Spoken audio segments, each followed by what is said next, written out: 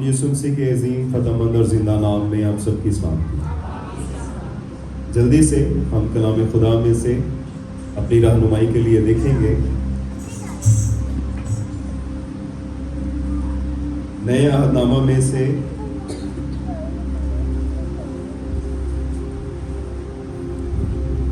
Romeo के नाम पौलुस रसूल का खत, रोमियो के नाम पौलुस रसूल का खत, उसका 12वां बाब और पहली आयत।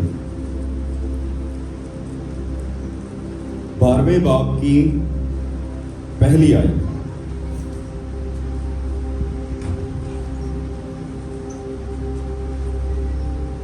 रोमियो के नाम पौलुस रसूल का खत, उसका 12वां बाब और पहली आयत।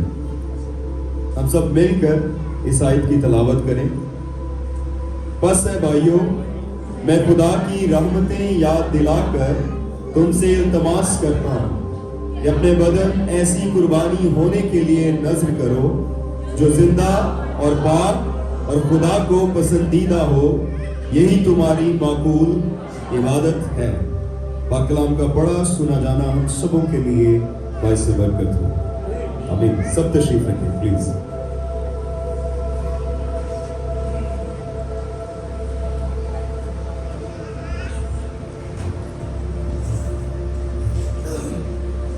Hallelujah, hallelujah. आज हम गिनती में थोड़े हैं, है ना? है ना? ऐसा है ना? आप लोगों को फील हो रहा है या सिर्फ मुझे लग रहा है? आज हम गिनती में थोड़े हैं। तो जहाँ थोड़े लोग होते हैं वहां पे क्वालिटी होती है ना? बुलाए गए तो बतेरे हैं मगर बरगजीदा थोड़े हैं। इसका मतलब थोड़े का मतलब बरगजीदा। और मैं उम्मीद करता हूं कि हम थोड़े लोग थोड़े टाइम के लिए, थोड़ी देर के लिए बड़ी तवज्जो से खुदा के कलाम को सुने। आमीन। कितने लोगों को पता है कि मेरा आज टॉपिक क्या है? बाजी मानिया, आपको पता है? ओके, आपको पता है बाजी नसरी? और भाई जवेद, आपको पता है? भाई हदायत, आपको पता है? ओके। आखिरी गीत हमने जो कलाम की तैयारी के लिए गाया वो कौन सा था? छू मुझे छू खुदारू मुझे छू, मेरी मेरी जाको मेरी मेरे बदन को छू। अब आप सोच रहे होंगे कि मैंने भाई हदायत से पूछा, भाई जवेद से पूछा, बहन नसरीन से और बहन मारिया से पूछा, क्यों? मैंने इनमें से किसी को नहीं बताया कि मेरा आज उन्मान क्या है। यहाँ तक कि मेरे घर के लोगों को भी नहीं पता कि मैं किस बात पर खुदा के कलाम में से बताने वाला हूँ, सिखाने वाला हूँ, शेयर करने वाला हूँ। बाजी मारिया ने जब दुआ की तो उन्होंने कहा कि खुदावंद हमें अपने बदनों की कुर्बानी देने के लिए तैयार है। शायद उन्हें याद हो कि उन्होंने अपनी दुआ में ये अल्फाज इस्तेमाल। फिर वह बाजी नसरीन ने भी यही कहा। और फिर भाई हदायत ने जो अभी कलाम की तैयारी के लिए गीत गाया उसमें भी हमने वाज़ेह तौर पर इस बात को दोहराया। किसी भी बात की मजबूती के लिए, उसकी वजाहत के लिए दो लोगों की गवाही बहुत होती है, मगर यहाँ गवाही 3 तरफ से मिल गई। उसका मतलब ये है कि ये खुदावंद की मर्जी है कि हम कलाम में से इस बात को सीखें। हमने जो आयत पढ़ी, हम एक बार फिर से अपनी अपनी बाइबल खोलें, और जितने लोग पढ़ सकते हैं और बाइबल लेकर नहीं आते उनसे दरख्वास्त है आप प्लीज अपनी बाइबल लेकर आया करें। बस है भाइयों, मैं खुदा की रहमतें याद दिलाकर तुमसे इल्तमास करता हूं।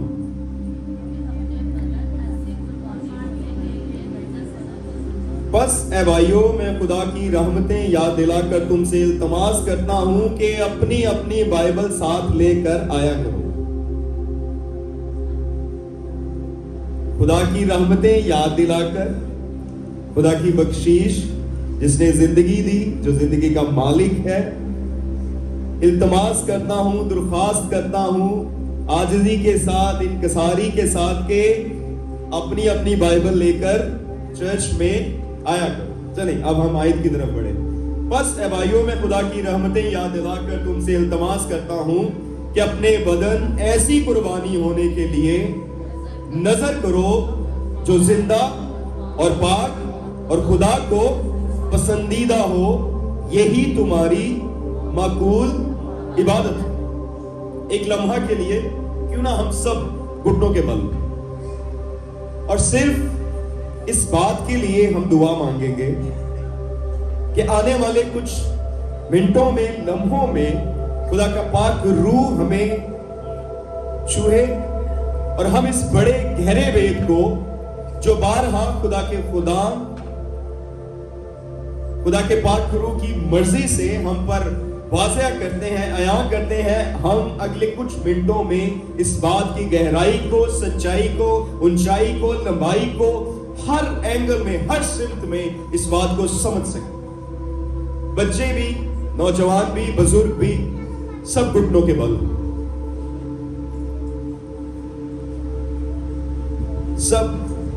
सब घुटनों के बल, बच्चे, बुजुर्ग, नौजवान, बेटे, बेटियां, सब अपने घुटनों के बल। और एक लम्हा के लिए हम बड़ी संजीदगी के साथ अपने लिए, सिर्फ अपने लिए दुआ करेंगे कि खुदा आज के कलाम को समझने के लिए हमें पाक रूह की कुव्वत और कुदरत से भर। उसका कलाम जो हर एक दोधारी तलवार से कहीं ज्यादा तेज है, वो हमारे बंद और गूदे को जुदा करके गुजर जाए और हम कलाम के ताबे हो जाए। हम रसूल की इस बात को समझें जो कह रहा है कि मैं खुदा की रहमतें याद दिलाता हूं और तुमसे इल्तमास करता हूं, दरख्वास्त करता हूं, रिक्वेस्ट करता हूं, तुम्हारी मिन्नत करता हूं कि अपने बदन ऐसी कुर्बानी होने के लिए नजर करो जो जिंदा, पाक और खुदा को पसंदीदा। यही हम सबों की माकूल इबादत है। अगर हम आज घर से सोच कर आए हैं कि हम इबादत में जा रहे हैं, तो आज हम खुदा के पाक कलाम में से, खुदा के पाक रूह के वसीला से सीख ले कि हमें इबादत कैसे करनी है। हालेलुया। बाप आसमानी यीशु के नाम से तेरे हुजूर में झुके हैं, अपनी सोचों को, ख्यालों को, इरादों को, अपने दिलों को, अपने बदनों को हम सब ईमान में मुत्तफिक होकर पाक रूह के ताबे करते हैं, ताकि आज हम कलाम की गहराइयों को, सच्चाइयों को, तेरे मुंह की बातों को तेरे पाक रूह की कुव्वत और कुदरत से समझें और आज का कलाम हमारी जिंदगियों में 100 गुना फल लेकर तेरा शुक्र, तेरी तारीफ हो। यीशु अल मसीहा के नाम के वसीला से मांगते हैं, आमीन।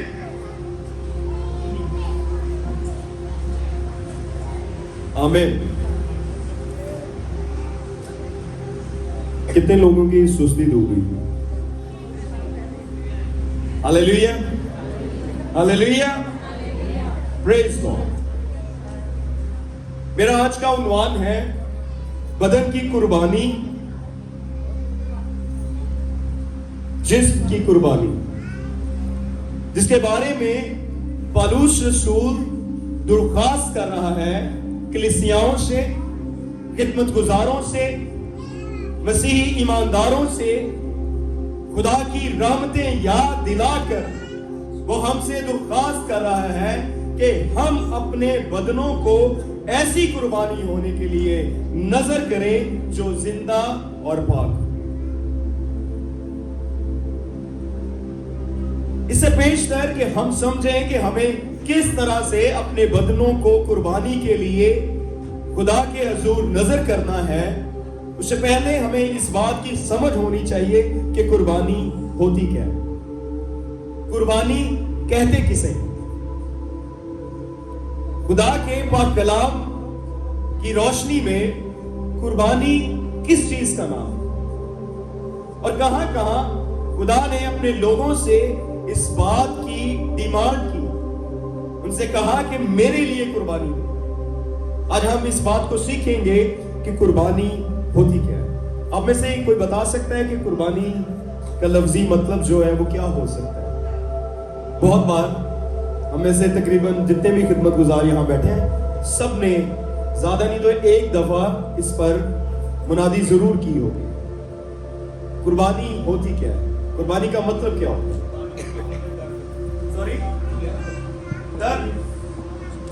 सॉरी, तकलीफ बर्दाश्त करना, दर्द बर्दाश्त करना और खून बहाना और अपने आप को दे देना, पेश कर देना, दिल और जान खुदा के सुपुर्द कर देना। और कोई बता सकते हैं?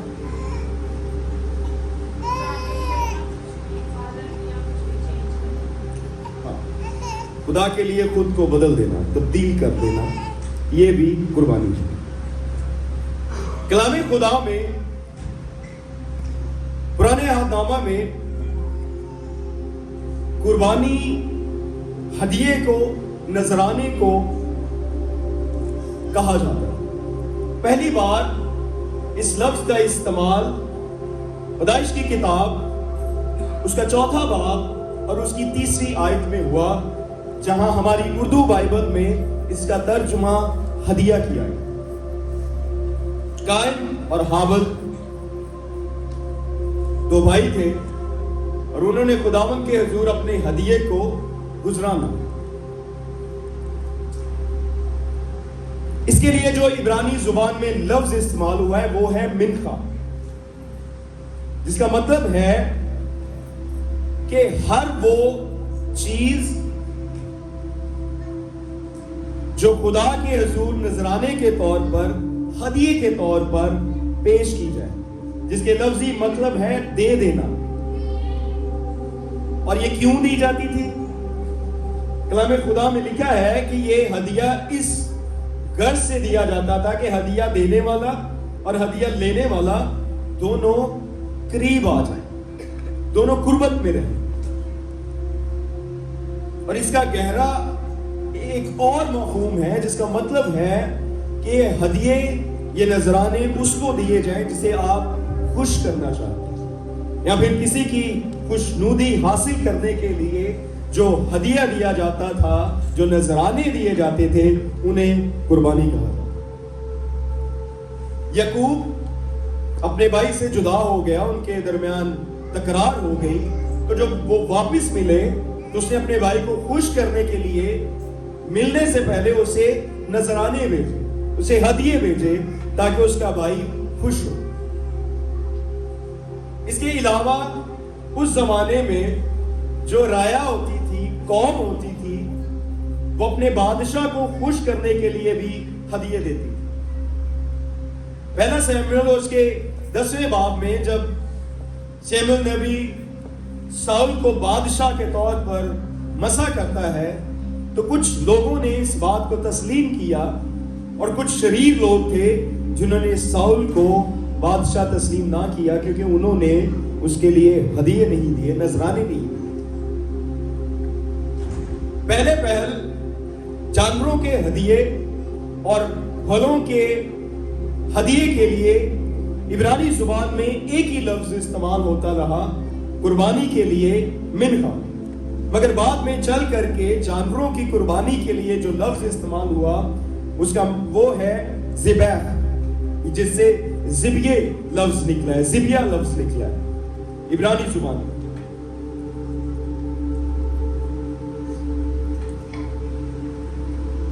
कलामे खुदा में, पुराने अहदनामा में खुदा ने अपनी कौम को, अपने चुने हुए लोगों को बहुत सी कुर्बानियां करने के लिए कहा। مگر ان میں سے جو اہم تھی، جو خاص تھی، وہ 5 قربانی۔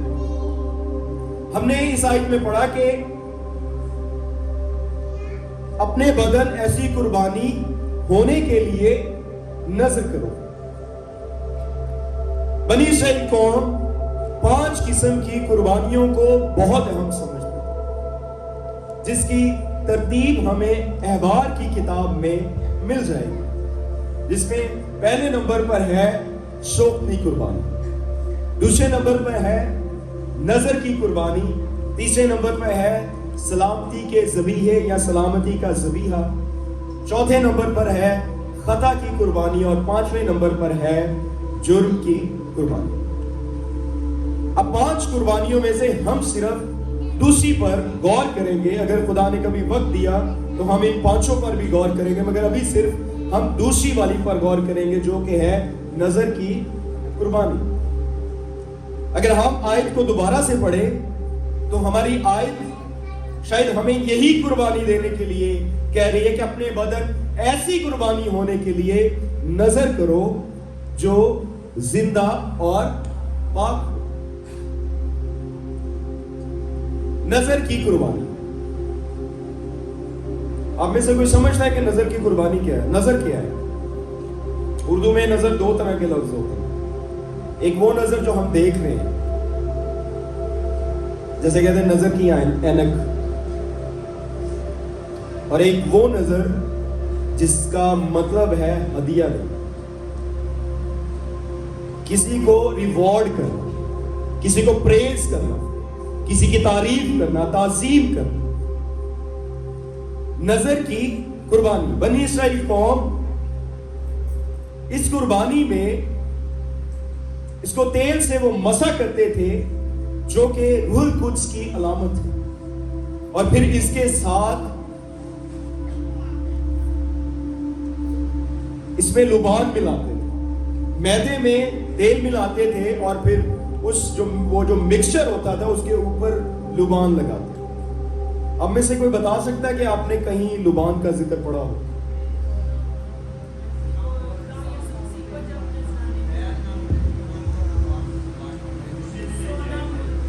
سب سے مشہور حوالہ کہ جب مجوسی خداوند یسوع مسیح کو سجدہ کرنے آئے تو انہوں نے تحفے کے طور پر لبان دیا، سونا، لبان اور مر۔ سونا اس لیے کہ وہ خداوند یسوع مسیح کی بادشاہت کو، اختیار کو تسلیم کر رہے ہیں۔ لبان اس لیے کہ وہ بے گناہ تھا، اور مر اس کی موت کو، صلیبی موت کو ظاہر کرتا۔ اور لبان یہ اس لیے لگاتے تھے کہ یہ علامت تھی خدا کے فضل و کرم اور بے عیب، خدا کے حضور بے عیب ہونے کی، کہ یہ قربانی بے عیب ہے۔ اور اس قربانی میں ایک اور چیز ملائی جاتی جو نہ صرف اس قربانی میں بلکہ 5 کی 5 قربانیوں میں بھی ملائی جاتی، اور وہ تھی نمک۔ نمک بھی اس قربانی میں ملایا جاتا تھا، جو کہ علامت تھی بے عیبی، فرما برداری اور وفاداری کی۔ اس میں خمیر نہیں ملایا جاتا۔ بائبل مقدس میں خمیر کو بدی سے تشبیہ دی گئی۔ جب یسوع مسیح نے کہا کہ ان کے خمیر سے بچو، فقی فریسیوں کے خمیر سے بچو،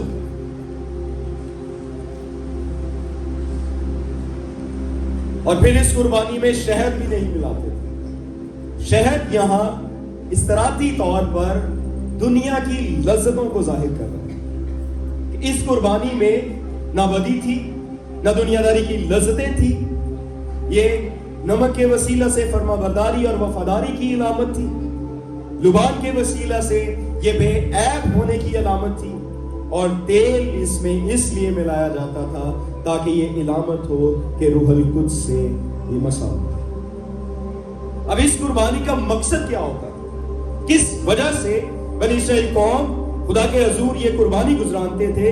اس کا مقصد یہ تھا کہ وہ خدا کی شکر گزاری اور پرستش کریں، اور اس بات کو تسلیم کریں کہ خدا برکات دیتا ہے اور اچھی چیزیں مہیا کرتا ہے۔ احبار اس کے 2 اور 6 باب میں آپ اس کی ساری تفصیل کو پڑھ سکتے ہیں۔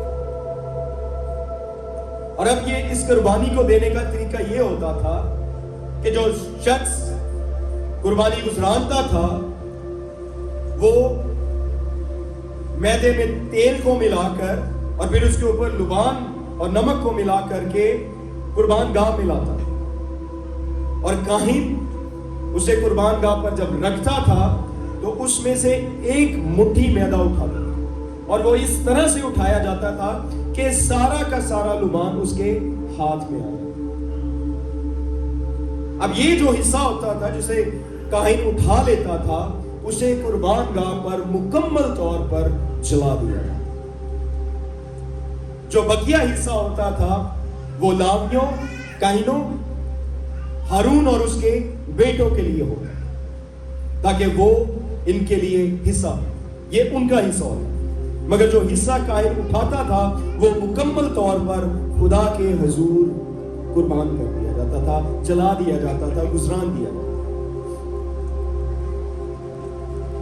اب مصنف یہاں کہہ رہا ہے کہ اپنے بدن ایسی قربانی ہونے کے لیے نظر کرو جو زندہ ہو۔ اب یہاں ایک سوال پیدا ہوتا ہے کہ وہ کہہ رہا ہے کہ نظر کی قربانی زندہ ہو، اس کا مطلب ہے کہ ایسی قربانیاں بھی ہیں جو مردہ ہیں، مگر وہ یہاں پر ہمیں نصیحت کر رہا ہے کہ ہم جب اپنے بدنوں کو قربانی ہونے کے لیے نظر کریں تو ہم اس بات پر غور کریں کہ ہماری قربانی زندہ ہو۔ اگر خدا کے خادم کا، خدا کے رسول کا یہ تقاضا ہے کہ قربانی زندہ ہو تو پھر قربانی کو زندہ کیسے کیا؟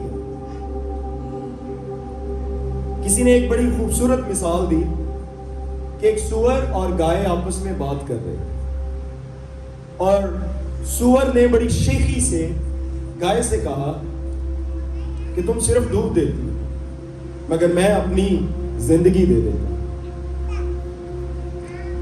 اس کے جواب میں پتہ ہے گائے نے اسے کیا کہا؟ گائے نے اسے کہا تو تب زندگی دیتا ہے جب تو مر جاتا ہے، جب تو ختم ہو جاتا ہے، مگر میں ساری زندگی فائدہ دیتا ہوں، اپنی زندگی میں فائدہ دیتا ہوں۔ زبور نویس کہتا ہے کہ قبر میں کون تیری یاد کرے، مرنے کے بعد کون تجھے یاد کرے؟ صرف ہم مسیحی ہیں جو اس بات پر ایمان رکھتے ہیں کہ ہمارے ایمان تب تک ہے جب تک ہم زندہ ہیں۔ جب ہم مر جاتے ہیں ہمیں کوئی بھی چھٹکارا نہیں دلا سکتا سوائے خدا یسوع سے۔ ہم کسی مرے کے لیے دعا نہیں کرتے، ہم کسی مردہ کے لیے دعا نہیں کرتے۔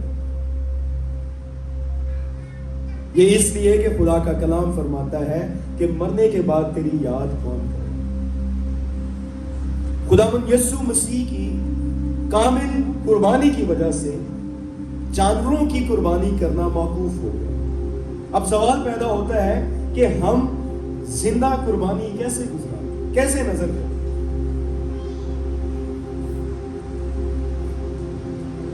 مسیحی ایمانداروں کے نزدیک بہت سارے کام ایسے ہیں جو زندہ قربانی کے زمرے میں آتے ہیں۔ زبور 141 اور اس کی 6 آیت، میری دعا تیرے حضور بخور کی مانند اور میرا ہاتھ اٹھانا شام کی قربانی کی مانند۔ دعا اونٹوں سے کی جاتی ہے اور اس کے لیے ہاتھ اٹھائے جاتے ہیں، اور جو زندہ ہے اس کے ہونٹ کھلتے ہیں اور جو زندہ ہے اسی کے ہاتھ بھی اٹھتے ہیں۔ اور مصنف کہہ رہا ہے کہ تمہاری قربانی زندہ ہے۔ دعا کرنا، خدا کے حضور جھکنا، اپنے ہاتھوں کو اٹھانا اس زندگی کی علامت ہے۔ ہم میں سے کتنے لوگ ہیں جنہوں نے 2-2.5 گھنٹے چرچ میں بیٹھنے کے باوجود دعا نہیں کی، ان کے ہونٹ نہیں کھلے، ان کے ہاتھ نہیں اٹھے؟ یہاں سے کتنی دفعہ کہا گیا کہ تالیاں بجا کر خدا کی پرستش کریں، ستائش کریں، مگر شاید ہمارے ہاتھ اس بات کو گوارا نہیں کر رہے کہ ہم یہ ظاہر کریں کہ ہاں میری بدن کی قربانی زندہ ہے۔ शायद हमारे हाथ घुटनों से नहीं उठे, शायद हमारे हाथ हमारी बगलों से नहीं निकले। कितने लोगों ने दुआ की, कितने लोगों के होंठ खुले, एक हफ्ते के बाद, 2 दिन के बाद, 4 दिन के बाद। हमें इस बात पर गौर करना है कि हमारी कुर्बानियां जिंदा है या कि मुर्दा। हम खामोश आते हैं और खामोश चले जाते हैं। क्यों? क्योंकि शायद हम इस बात को समझने से कासिर हैं। पौलुस रसूल कहता है फिलिपियों के नाम खत उसका 2 बाब और उसकी 17वीं आयत में, मुझे तुम्हारे ईमान की कुर्बानी और खिदमत के साथ अपना खून भी बहाना पड़े तो भी खुश हूं और तुम सबके साथ खुशी करो। एक और जिंदा कुर्बानी, ईमान रखना, ईमान की कुर्बानी। और ईमान किससे रखा जाता है? दिल से। किससे रखा जाता है? दिल से। किस दिल से रखा जाता है? जो जिंदा, जो धड़क रहा हो, जो इस बात की अहमियत को समझता हो कि हाँ, मुझे खुदावंद यीशु मसीह पर जो सारे जहां का मुनज्जी है उस पर ईमान।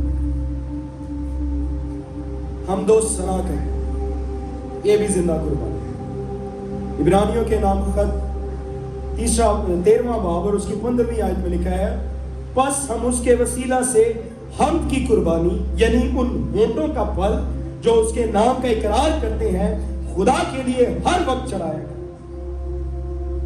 और पौलुस रसूल ऐसे नजरानों को, ऐसे हदियों को, ऐसी कुर्बानियों को जिंदा कहता है। वो कहता है कि तुम्हारी कुर्बानी जिंदा है। शायद हमने आज तक अपने बंदों की कुर्बानी इसलिए नहीं दी कि हमने कभी गहराई से इस बात को समझा नहीं। कहता है बस ए भाइयों, मैं तुम्हें खुदा की रहमतें याद दिलाकर इल्तमास करता हूं कि अपने बदन ऐसी कुर्बानी होने के लिए नजर करो जो जिंदा है। अगर आज से पहले हमने गौर नहीं किया तो हमें गौर करने की जरूरत है कि अब तक हम जो कुर्बानियां देते रहे वो जिंदा थी या मुर्दा थी। अगर मुर्दा थी हमें माफी मांगने की जरूरत है कि हम इस बात का इकरार करें कि हम गलती पर। इसके आगे वो कहता है जो जिंदा और पाक, एक और डिमांड, एक और लेवल। पहले अपने बदनों को कुर्बानी के लिए नजर करना है, फिर यह देखना है कि वो कुर्बानी जिंदा है, और फिर उसके बाद यह देखना है क्या वो कुर्बानी पाक है। इसका मतलब है कुर्बानियां नापाक भी होती। बहुत सारे लोग आज भी कुर्बानियां करते हैं, मगर हम उन कुर्बानियों को क्यों नहीं मानते? क्योंकि वो कुर्बानियां पाक नहीं। पौलुस रसूल यहां कह रहा है कि आप चेक करो, अगर आपकी कुर्बानी जिंदा है तो फिर ये चेक करो कि आपकी कुर्बानी पाक भी है कि नहीं।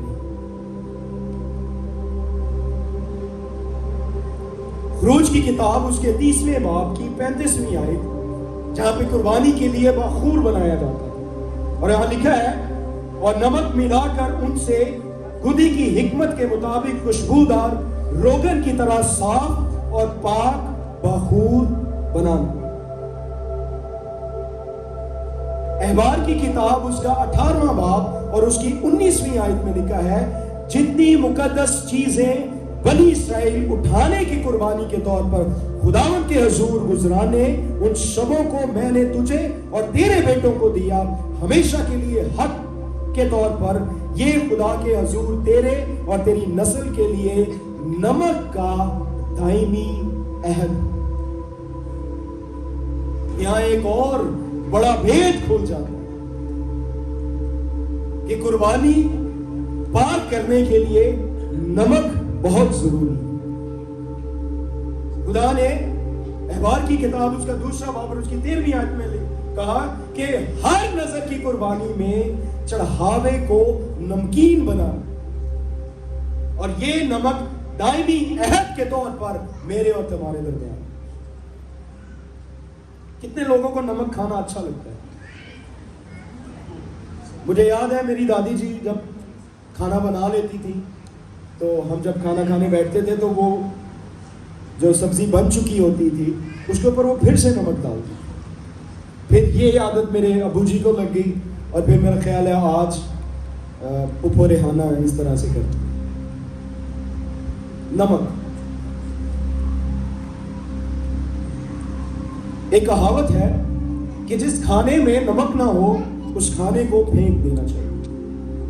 आज भी नमक को खुराक में जायके के लिए बहुत अहम समझा गया। इसके अलावा आप कोई बता सकता है कि नमक के और क्या क्या फायदे हैं?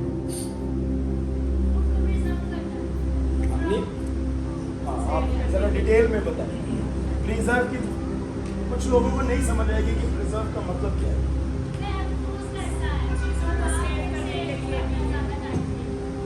और उसके अलावा भाई जावेद, कभी आपने सुना है कि किसी को हड्डियों की या जोड़ों की या पट्टों की कोई चोट लग जाए उसके ऊपर नमक से टकोर किया जाता है? हाँ, हमारे खून की तेज रफ्तारी को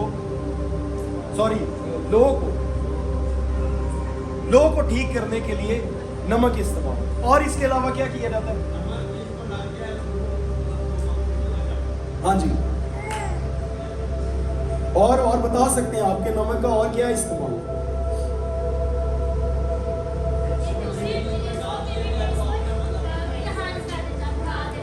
हाँ, टेस्ट को बढ़ा, खुराक में जायके के लिए इस्तेमाल होता है। और मेरा गला बैठ गया, प्लीज मेरी हेल्प करें, ऑक्सीजन भी दे।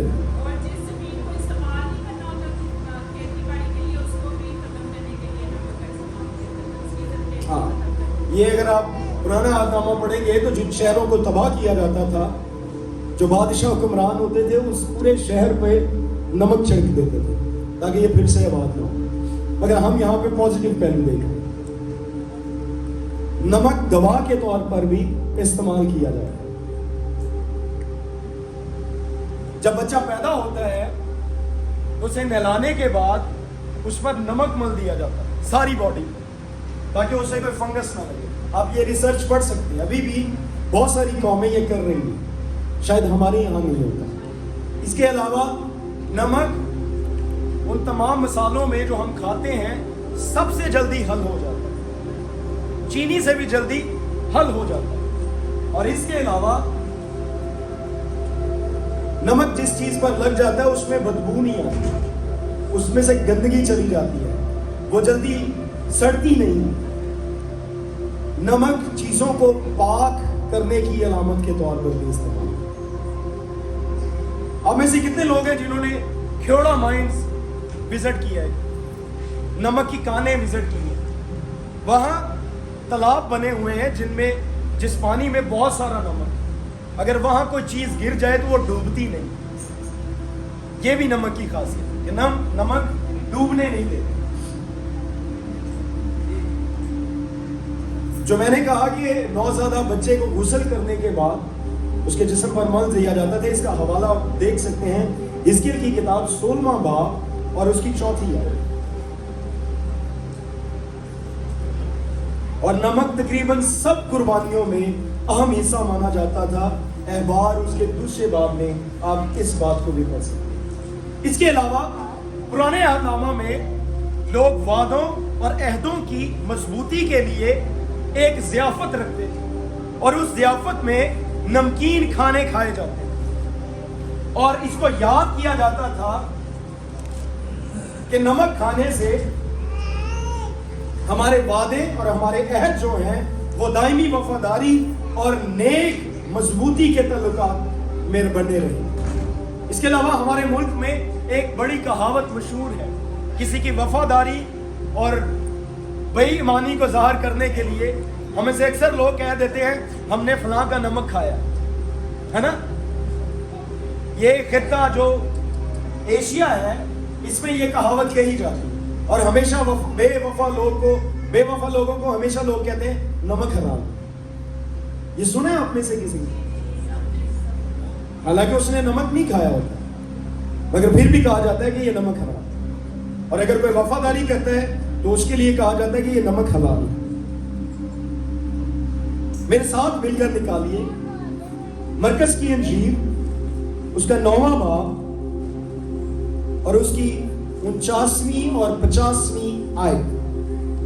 जिस तरह से खमीर बदी की अलामत है, इसी तरह से नमक पाकीज़गी की अलामत है। सॉरी, इसीलिए पौलुस रसूल ने कहा कि तुम जो कुर्बानी नजर कर रहे हो, देखो कि क्या वो जिंदा है या फिर पाक है।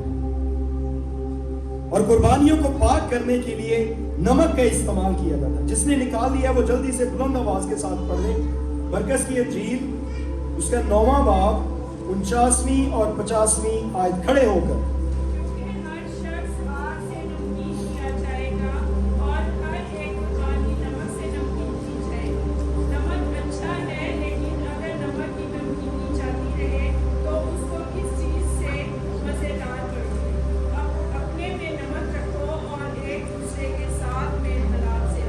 मेल मिलाप से रहो।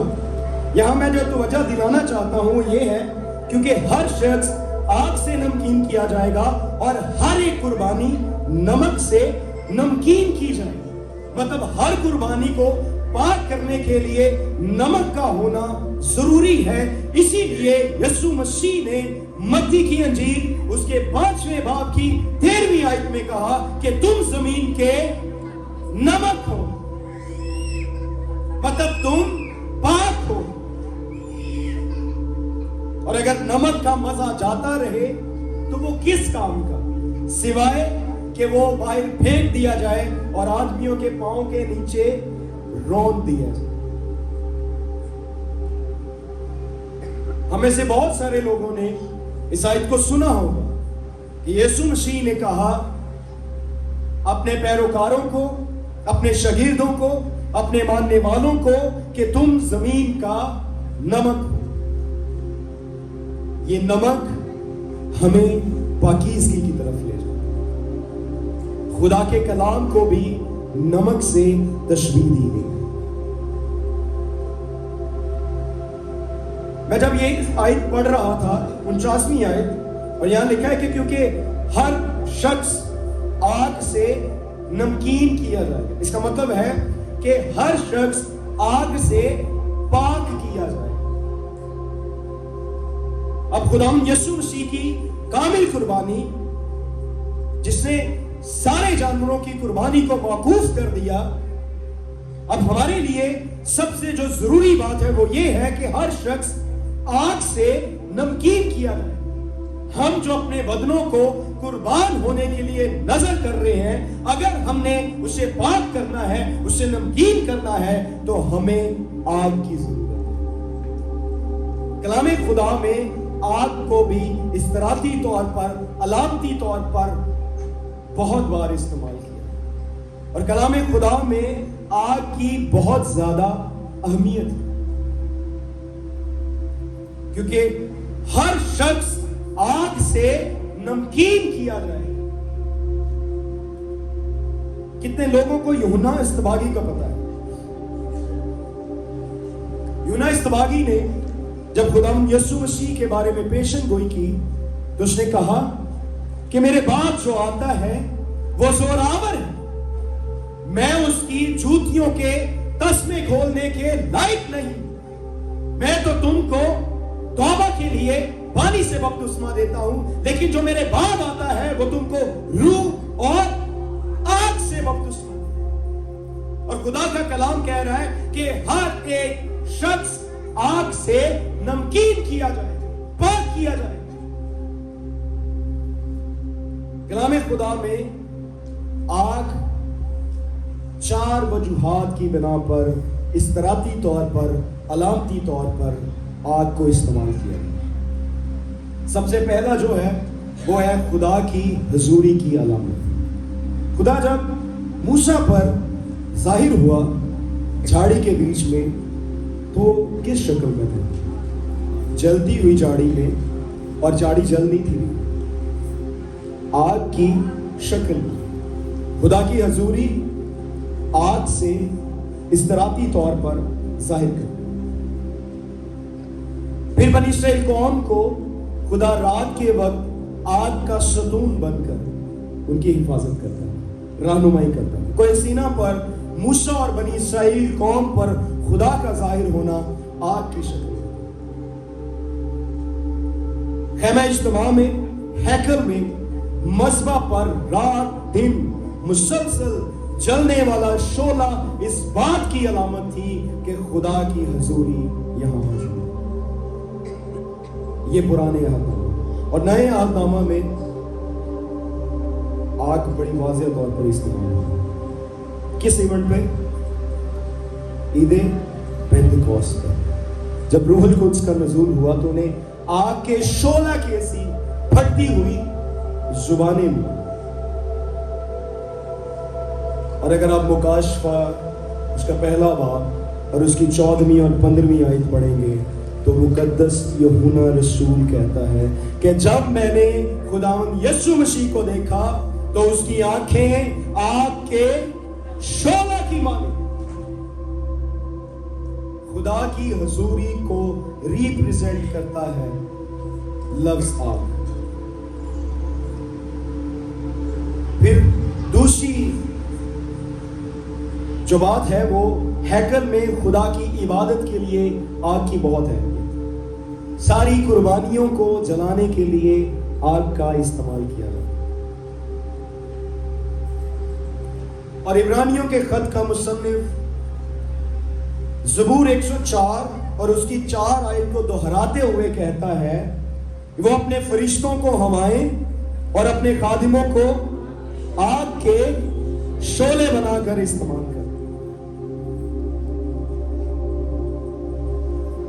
सजा के तौर पर भी आग को इलामाती तौर पर इस्तेमाल किया। सदूम और अमूरा पर आग नाज़िल हुई। फिर एक गिरोह था जो यरहू शहर से चीजें चोरी करके ले आए, उन पर भी आग नाज़िल हुई। खुदा के कहर और गजब को जाहिर करती है। और फिर आखिर जमाना में बदी की सारी कुव्वतें आग से नेस्त की जाएंगी। दुनिया की आखिरी अदालत आग से होगी और आखिरी वजूहात पाक करने के लिए बाइबल मुकद्दस में आग को इस्तराती तौर पर, अलामाती तौर पर इस्तेमाल किया है। पाक होने या आजमाए जाने के, मुसीबतों में से, आजमाइशों में से, तकलीफों में से गुजरना भी आग को जाहिर करता है।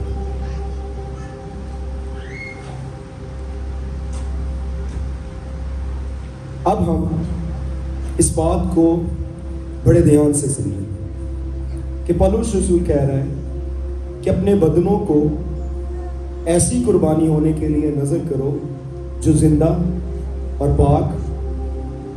जिंदा हमें किससे करना है?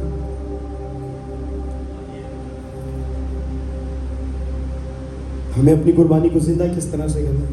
अपने बदन का इस्तेमाल करके, अपने होठों का इस्तेमाल करके, अपने हाथों का इस्तेमाल करके, अपने दिल का इस्तेमाल करके। कभी कभी फिजिकली तौर पर तो हम खुदा की हजूरी में होते हैं, मगर शायद मेंटली तौर पर या दिली तौर पर हम नहीं।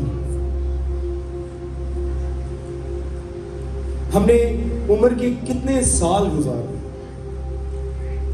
मगर हमारी खुदा को लेकर कोई तरतीब नहीं बनी, कोई रूटीन नहीं बनी। हम आज भी खुदा को बड़ी आसानी से इग्नोर कर देते हैं। शायद इसीलिए पौलुस रसूल ने ये लफ्ज इस्तेमाल करे कि बस, मतलब इसके आगे कोई और बात नहीं, इसके आगे कुछ कहा ही नहीं जा सकता। बस ए भाइयों, मैं तुम्हें खुदा की रहमतें याद दिलाकर तुमसे इल्तमास करता हूं कि अपने बदन ऐसी कुर्बानी होने के लिए नजर सोचो, देखो, समझो और फिर उस पर अमल करो। खुदावंद यीशु मसीह ने क्या ऐसा किया?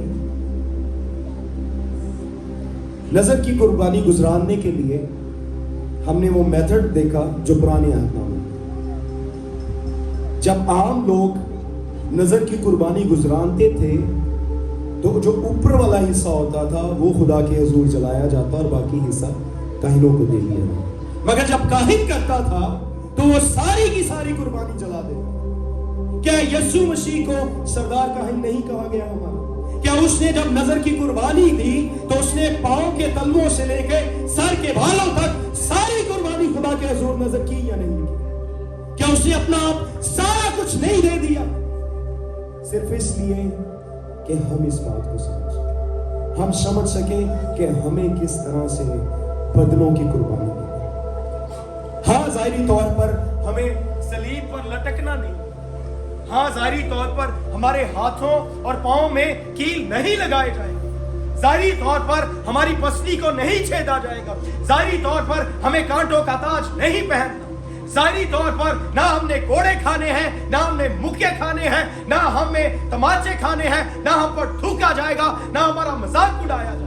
लेकिन यीशु मसीह कहता है कि जो कोई मेरे पीछे आना चाहे अपनी खुदी का इनकार करे और अपनी सलीब उठा ले। वो इस बात पर गौर कर ले कि हाँ, मैंने अपने बदन को नजर की कुर्बानी होने के लिए मुकम्मल तौर पर जला दिया है। उस आग में जो आग खुदा की है और जो हमें पाकीज़ा कर देती, जो हम में से मिलावटों को खत्म कर देती। शायद हम आज भी, पतरस रसूल कहता है कि हम आज भी नरम ग़िज़ा पे लगे,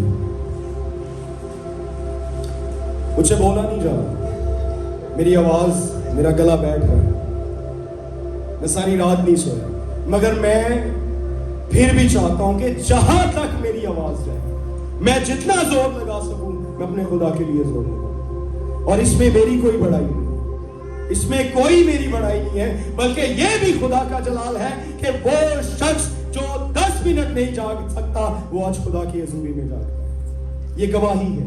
मैं आपकी हौसला अफजाई करना चाहता हूं। मैं ये नहीं चाहता आप मेरी इज्जत करें, नहीं, आप सिर्फ उस खुदा को मानो जो ना तवानों को तवानाई बख्शता है, जो जोर देता है। ज़कई कौन था? ज़कई कौन था? महसूल लेने वाला। अगर आम फहम में आज की जुबान में बात की जाए तो हम उसे शेख कह सकते हैं कि हर किसी की चीज लेने वाला, मगर अपनी नहीं देने वाला। मगर जब उसने खुदावंद यीशु मसीह की जात का मुकाशफा पा लिया तो उसने कहा कि मैंने जिससे लिया है मैं उसे 2 गुना वापस कर दूं, और जिससे नाहक ले लिया है 4 गुना वापस कर दूं। आज हमें जरूरत है कि हम पौलुस रसूल की इस बात को समझें, हम समझें कि पौलुस रसूल कहना क्या चाहता। मैं एक शेर के साथ इसको खत्म करना चाहता हूं। मुझे नहीं पता ये किस शायर का शेर है, मगर मुझे बहुत अच्छा लगा। गौर से सुनिए। फसाद बर्पा करना मेरा मकसद नहीं है, मकसद ये है कि शक्ल बदलनी चाहिए। फसाद बर्पा करना मेरा मकसद नहीं है, मकसद ये है कि शक्ल बदलनी चाहिए। मेरे सीने में ना सही, तेरे सीने में ही सही, आग कहीं भी हो आग जलनी चाहिए। Hallelujah, hallelujah. खुदावंद इस कलाम के वसीला से मुझे और आपको तसल्ली दे।